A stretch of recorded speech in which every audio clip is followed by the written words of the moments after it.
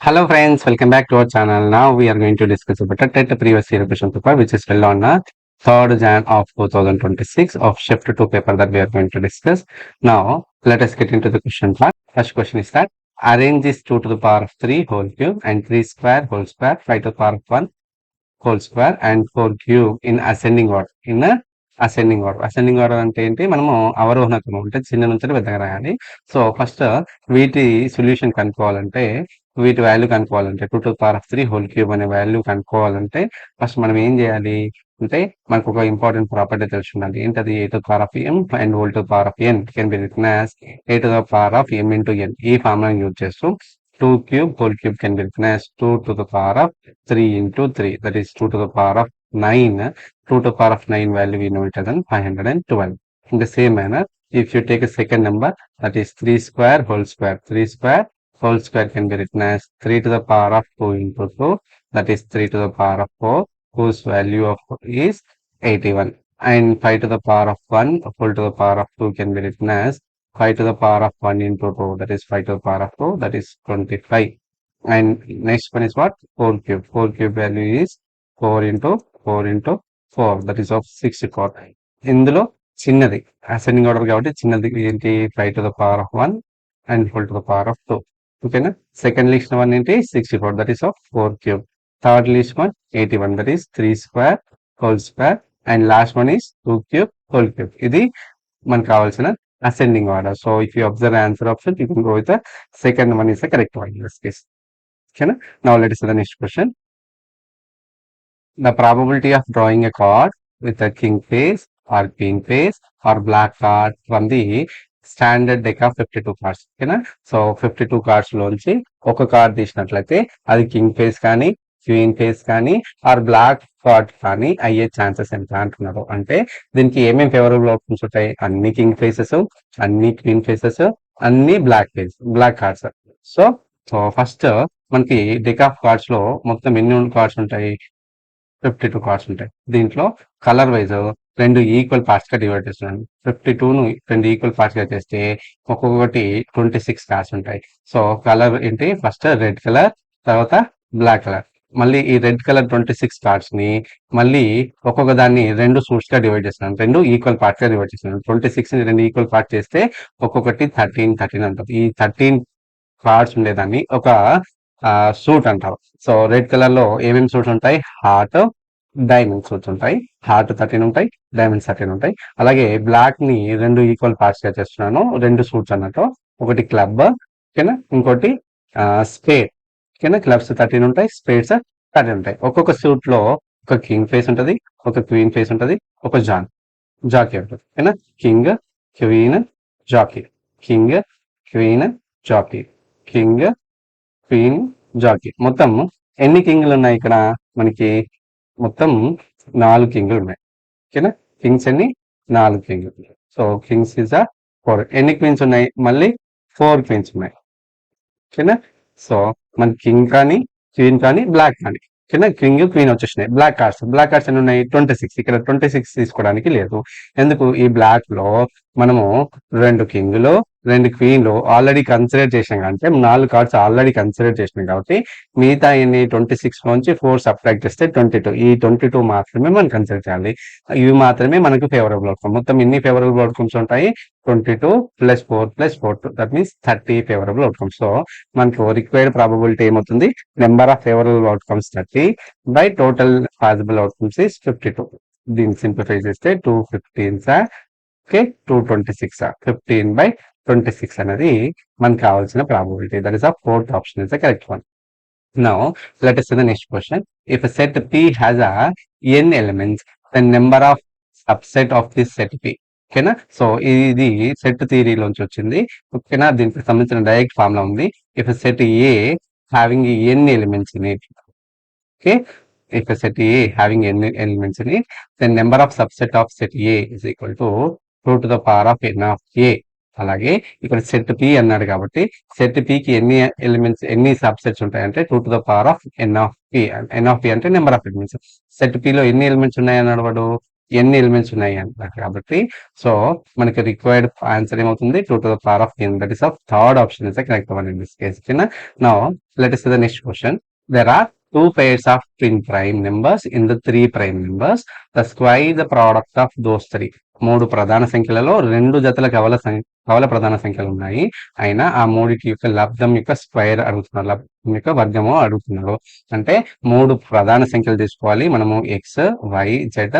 దీంట్లో రెండు కవల ప్రధాన సంఖ్యలు అంటే ట్విన్ ప్రైమ్ నెంబర్స్ ఉన్నాయి. మూడు ప్రైమ్స్ ఉండాలి, మళ్ళీ రెండు జతల ట్విన్ ప్రైమ్స్ ఉండాలి. ట్విన్ ప్రైమ్స్ అంటే ఏంటి అంటే if the difference between the two primes is 2, then those two primes are known as twin primes. If you take two prime numbers, let us take 13 and 17.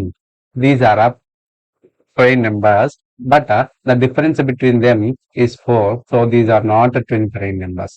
Though these are prime, these are not said to be twin prime. Twin primes అంటే ఏంటి, prime numbers అయి ఉండాలి, వాటి మధ్య difference 2 ఉండాలి. అంటే మనం మూడు నెంబర్స్ తీసుకోవాలి, మూడు నెంబర్లు తీసుకోవాలి, ఆ మూడు ప్రైమ్స్ అయి ఉండాలి, ఆ మూడిట్లలో రెండు జతల ట్విన్ ప్రైమ్స్ ఉండాలి.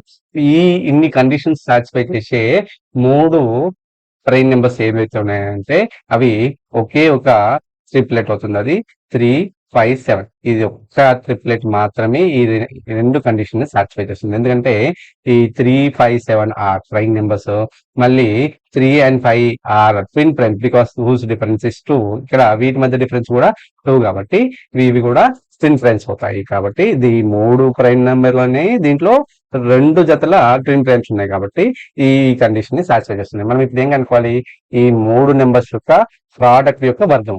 అంటే మూడు నెంబర్స్ యొక్క ప్రోడక్ట్ అంటే 3 into 5 into 7, దీనికి వర్గం అంటే స్క్వేర్ చేయాలి. అంటే 3 5 15, 15 7 105, 105 స్క్వేర్ చేస్తే మనకు 11025 అనేది ఆన్సర్ వస్తుంది. That is the first option is the correct one. Now let us see the next question. The sum of three consecutive multiples of 12 is 504. Then the biggest multiple of them. Okay, ఇక్కడ consecutive multiples of 12 అంటే ఏంటి అంటే multiples of 12 లో వరుసగా వచ్చే multiples అంటే ఏంటి, ఇప్పుడు 24 అనేది మల్టిపుల్ ఆఫ్ 12, అలాగే 60 అనేది మల్టిపుల్ ఆఫ్ 12. కానీ 24 తర్వాత ఇమ్మీడియట్ గా వచ్చే మల్టిపుల్ 60 అయినా కాదు. 24 తర్వాత ఇమ్మీడియట్ గా వచ్చేది ఏంటి 36. ఓకేనా, ఇది 12 2 జా, ఇది 12 2 జా 24. ఓకేనా, ఇదేంటి 12 5 జా అంటే మనకి వరుస నెంబర్లతో మల్టిప్లై చేస్తే వచ్చినవి కాదు. కానీ 12 2 జా 24 అండ్ 12 3 జా 36.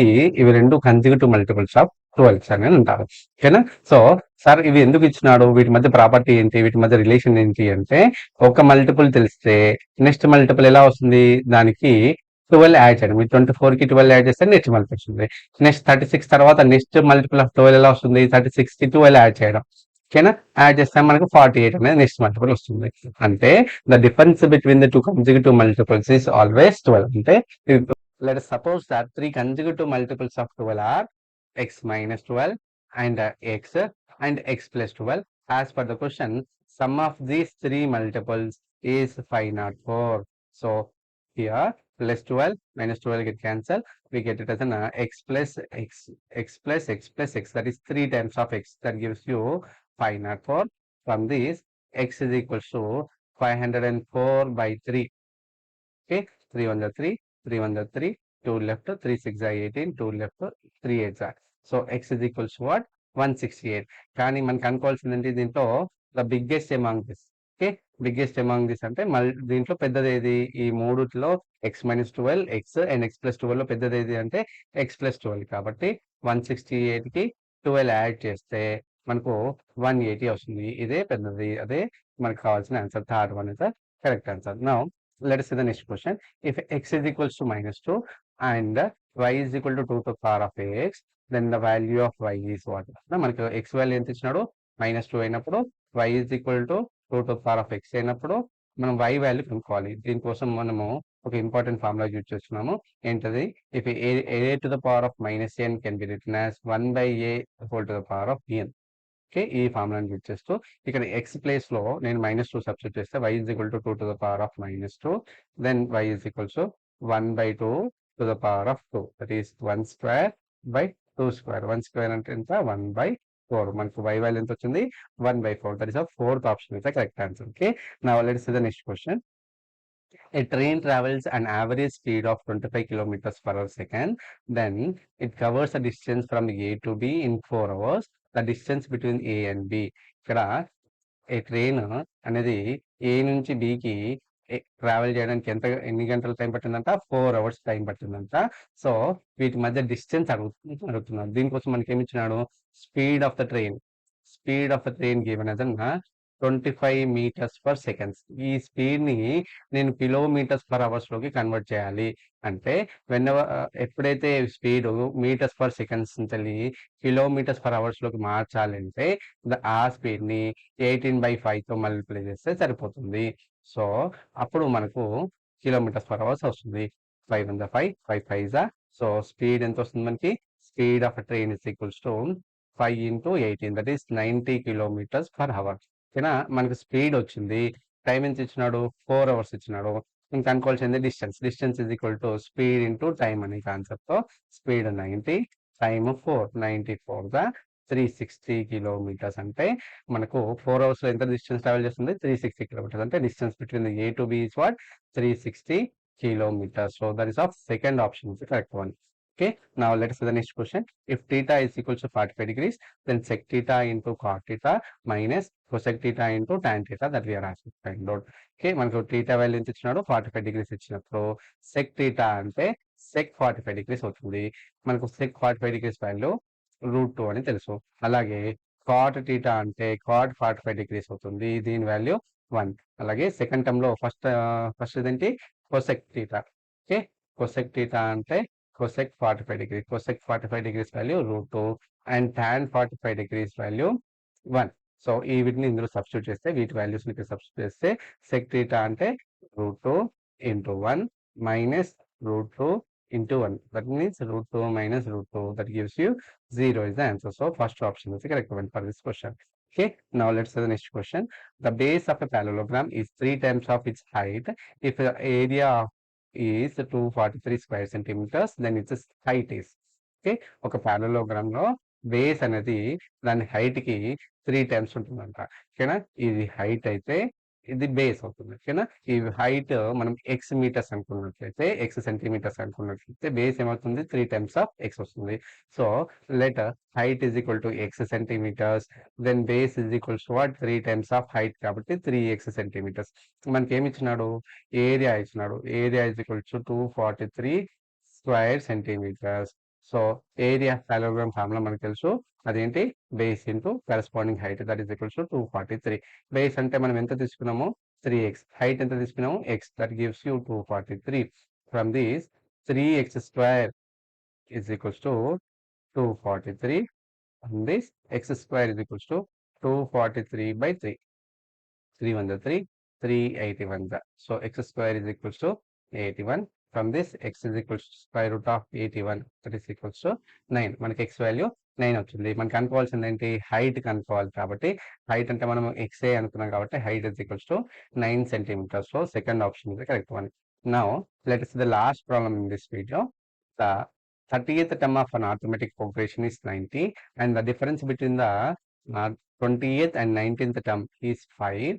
Then the 9th term of this progression. Okay, మనకి ఏమి ఇచ్చినాడు 30th term అంటే T30 ఇచ్చినాడు 90 అని. అలాగే difference between the 20th and 19th term. ఓకేనా, అంటే T20 minus T19 is equals to 5. ఇక్కడ difference between these two consecutive term 20 and 19 are consecutive terms అంటాం. ఈ వరుస సంఖ్యల మధ్య డిఫరెన్స్ ఏమైతే ఉంటుందో అది మనకు కామన్ డిఫరెన్స్ ని రిప్రజెంట్ చేస్తుంది. సో ఇండైరెక్ట్ గా మన కామన్ డిఫరెన్స్ కూడా 5 అని ఇచ్చినాడు. దీని నుంచి మనకు అనుకోవాల్సింది 9th టర్మ్ కనుక్కోవాలి. 9th టర్మ్ అంటే ఫార్ములా ఏంటి, దీనికోసం nth term of AP is equals to A plus n minus 1 into D అనే ఫార్ములాను యూజ్ చేస్తున్నాను. T9 కనుక్కోవాలంటే first term plus 9 minus 1, that is 8D.